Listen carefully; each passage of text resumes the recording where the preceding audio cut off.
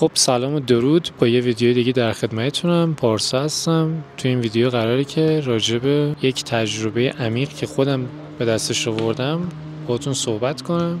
به نظر من ما دو حالت رکاب زنی داریم. یک حالت اول اینه که ما ذهن رو به چالش میکشیم و حالت دوم اینه که ما جسم رو به چالش میکشیم. تقریبا 80% اوقات برای هر دوش ما آمادگی لازم رو داریم. برای 20% هست که آمادگیشو نداریم که اونا باعث میشه که با چالش‌های جدی‌تری مواجه شیم و لذت بیشتری هم ببریم از حل مسائل و چالش‌هایی که جلومون اتفاق میفته. جسم چه تایمی به چالش کشیده میشه؟ زمانی که شما دارید به سرعت یا استقامت فکر میکنید. اون تایمیه که جسم داره به چالش کشیده میشه.